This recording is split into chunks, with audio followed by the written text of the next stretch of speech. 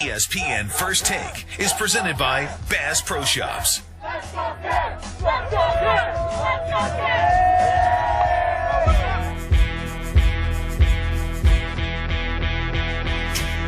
say you made it, I can gauge if you did it. You doing something right when Stephen A is your critic. And Skip Bayless going crazy as his opposition. They pulling up your statistics, now they got the world's attention. They just want to see, can your name be carried as a champion? Hey, Carrie Champion, I know a bad game gon' give me a bad name on the show for a day, but I love this game. See, I don't fear that, I play with my heart. You can find me where the cheers at, pointing to the 300s where the beer's at, where I used to sit with the United Center where the Bears had. I don't fear that. Let's talk sports, it's that everyday barbershop conversation. They just break the ice with the statements. They talking numbers and character. We don't care about no carrot diamond or haircut unless it's your high top. Catch me with 3 stripes laced on my feet, right? Shooting corner threes and catching lobs. Jumped out from seat height. I'm going for the win. Yeah, it's only for the win. Don't worry about my craft if you bleach your skin. This is First Take for breakdowns of any play, any player, any team, anytime, any day. This is First Take, breakdowns of any play, any player, any team, anytime, any day. I don't believe this game is going overtime. I'd say Cleveland 99, Golden State 91. Final score here in Game 3. The Cavaliers 96, the Warriors 91. First Take, every word great. Direct and produce verbs, check out that wordplay.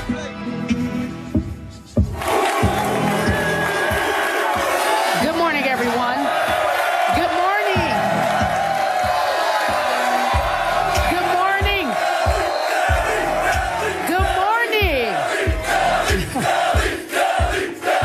They're yelling deli. They're yelling deli. He's not on the show.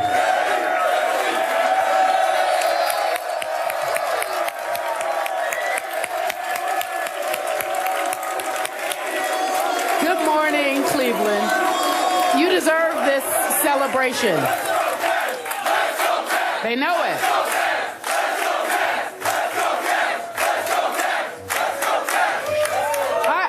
Skip Bayless, I feel like they deserve this celebration. They are do. 2 games away.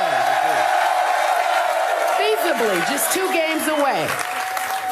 Congratulations on your win last night. Thank you guys for showing up in the rain to be here today. We appreciate you.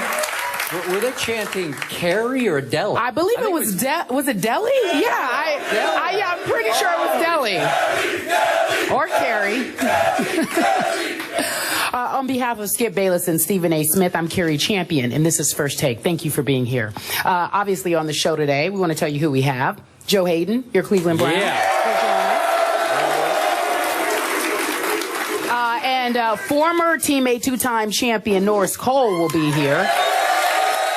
Of LeBron's, former teammate of LeBron's. He'll explain why LeBron is doing so well. He has some insight that we just don't know. Skip Bayless, did you want to address the crowd before we get started? I want to get to the question because I can't wait to talk about what I witnessed last night. What did you witness? Oh, I see the pun there. Yeah. All right. What about you? The fans came out to see First Take. No, let's get to it. I'll do my talking then. All right, let's get to it then. All right. Okay, so Cavs with the 2-1 series lead. LeBron with 40 points, ladies and gentlemen, last night to take his total to 123 points over 3 games. The Warriors never had a lead at any point in the game. The combination of LeBron and Deli, too much. LeBron and Deli, listen to that. Entirely too much for Golden State, who tried to make a push at the start of the fourth, but it was just not enough. LeBron or Deli scored or assisted on 78 of the Cavs' 96 points. So, Skip Bayless, was it more about the Cavs winning or Golden State losing? First of all, allow me to say, was I ever wrong about last night? In the end, I thought the Cavs won because of what they did. And first of all, and foremost today, I want to pay tribute to King James, who has had a history of some shaky late-game free throw shooting. And I have pointed out that history occasionally on this show. I want to pay tribute because he stepped to the line. He stepped up to the line, the free throw line, with 27 seconds left, and again with 16 seconds left, and he made all 4 huge clutch free throws. And all 4 of them were no doubters. They didn't trickle in. They didn't sort of grease in. Nope. He swished all 4 of them. And way to go, King. I respect the heck out of that.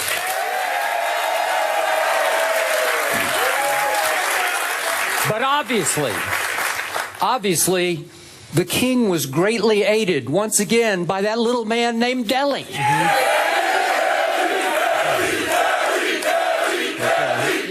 Thank you. You got them started. I know. I didn't mean to set them off. And Delly made, once again, the play of the night. With 2 minutes and 20 seconds to go, I thought LeBron had gone a little passive, and all of a sudden it's just a 1-point game, and Delly goes and 1 off the glass. And as Steph said after the game, that was a huge turning point in the game because it sort of reversed the flow, got the crowd back into the game. And once again, Delly saves another day. But now for my big picture point. In the end, big picture, I thought last night was more about what the Warriors didn't or couldn't do in the first 3 quarters. Because I never in my wildest dreams thought I would watch an offense that averaged 110 points during the regular season turn into an offensive, very offensive, I might say, basket case of an offense. Do you realize that Golden State had 37 points at halftime, and Klay Thompson this year in a game in January against Sacramento scored 37 in 1 quarter by himself? Think about that. 37 at halftime. One man scored 37 in 1 game by himself. 55 through 3 quarters. And I told you yesterday, I thought Delly would have Steph's number for 3 quarters, but that Steph would figure him out in the 4th quarter. And did Steph ever figure him out? But it was too little too late, because I thought Steph's 3 killer late turnovers ended up taking Golden State out of their rally. So in the end, I pay tribute to LeBron and obviously to Dellavedova. But Stephen A., big picture, I thought it was more about what the Warriors could not do. Well, definitely it has something to do with what the Warriors couldn't do, but I think it's more importantly what they're not doing.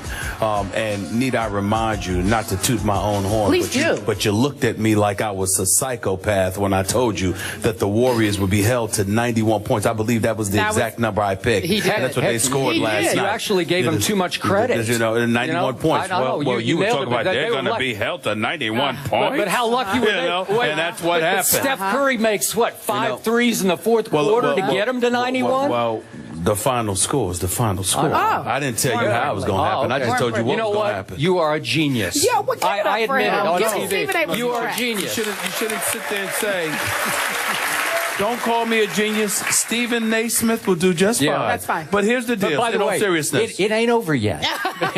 Well, I talked about one game. That's all.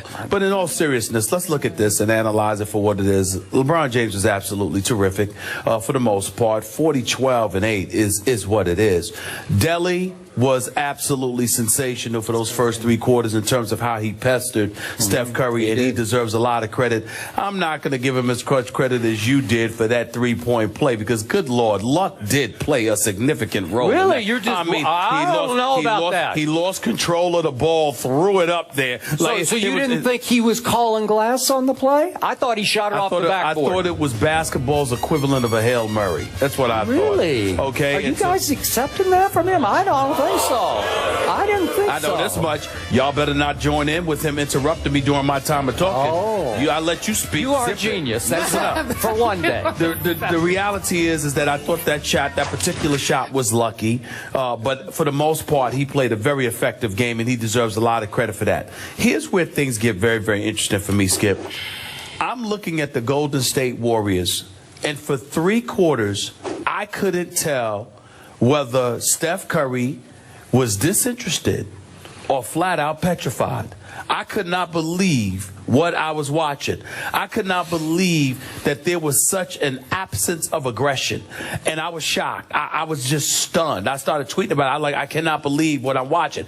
And then he came alive before. I said, okay, now this is the Steph Curry that I know. Yep. At least somebody who is in attack mode. I know that Tim Legler went on SportsCenter and said that, you know, opportunities were created for Steph Curry. He didn't take advantage of them. Yep. Skip. Listen, Steve Kerr, Alvin Gentry, and all of these boys know far more basketball than me. I didn't see it. I didn't see any adjustments. I see Steph Curry having to work entirely too hard for every shot he takes. And I don't see the adjustments being made by the Golden State Warriors to do anything about it. I look at Harrison Barnes and Draymond Green. Combined, 2 starters on your front line, 2 for 18. Very John Starks-like. Wait, did Harrison Barnes play last night? Let me say that right now. On the floor? Harrison Barnes is a talent. We like him. I'm only talking about last night's performance. Yep. He should be ashamed of himself. He should be. That he's too talented to go 0 for 8. Yeah. That's just embarrassing. And Draymond Green, who's one of my favorites, I believe in him. And even though I don't think he's a max player, I think he's a quality player. You know how much I love my man Tom Izzo. He's the best in college basketball. He's one of the best in college basketball. He's my favorite. Yep. And this man played for him. I am a Draymond Green fan. I'm going to look Draymond Green in the camera, and I'm going to pose a challenge to him right now. My brother, you are costing yourself money with each passing game, because nobody is going to give him the money he's coveting in the offseason but Golden State. And with each passing game, he is showing that David Lee should be the one in the starting lineup instead of him, or they should be playing together, because Bogut gives you nothing offensively. Bogut gives you something defensively, rim protector, etc. But offensively, he is as bogus as it gets. It's just that simple. So now here we are with all of that. And I'm looking at this, and I'm shocked that we're in this position, not in terms of the 2-1 deficit, but how we've gotten to this point. LeBron James, with a sidekick known as Matthew Dellavedova, is beating the best team in basketball all year long. And Thursday night's Game 4 is Game 7 for the Golden State Warriors. They don't win tomorrow night. There is no way they are winning this series. This is what it's about right here. It's just that simple. It's just that simple. I am with you about what I saw in the first 3 quarters. Now, I'm going to give Delly some credit. I thought he got in Steph's head in the first 3 quarters. You might be right about that. And maybe Steph got mad in the 4th quarter because he just started firing at will, which is when he's at his best.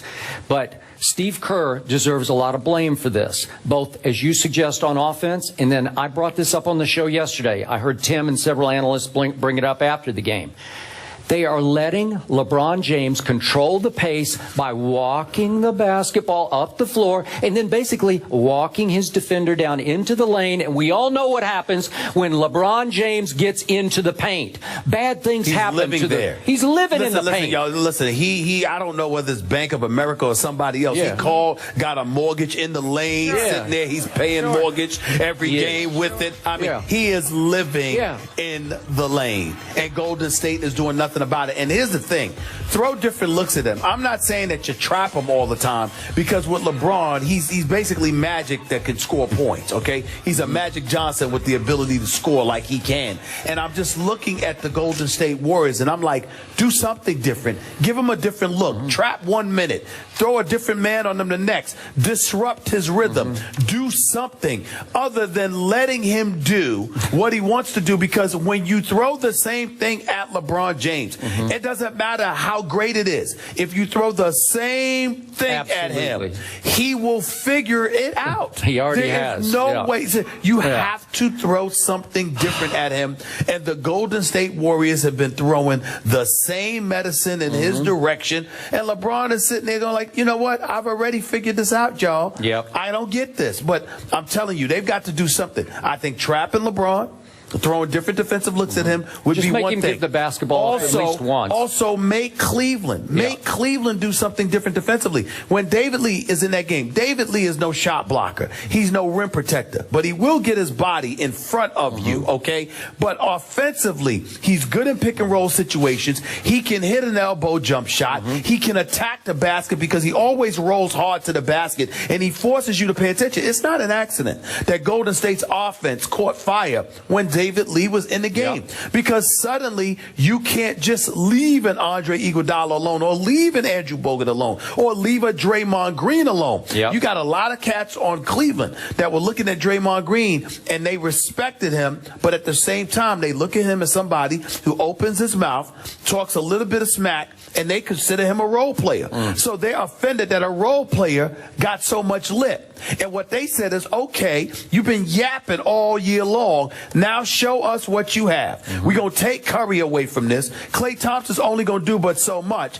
We're going to force you, Draymond Green, to be the playmaker. And Draymond Green has not shown up. He is supposed to be Golden State's version of Matthew Dellavedova. And Matthew Dellavedova has completely outshined him in the Energizer Bunny role that Matthew Dellavedova has played for Cleveland. That is what Draymond was supposed to be doing for Golden State. He is not doing it. He is not showing up. And Harrison Barnes was so bad, he needs to forfeit his game check. I agree. I mean, I agree. Listen, ladies and gentlemen, Harrison Barnes can play. He is a talent.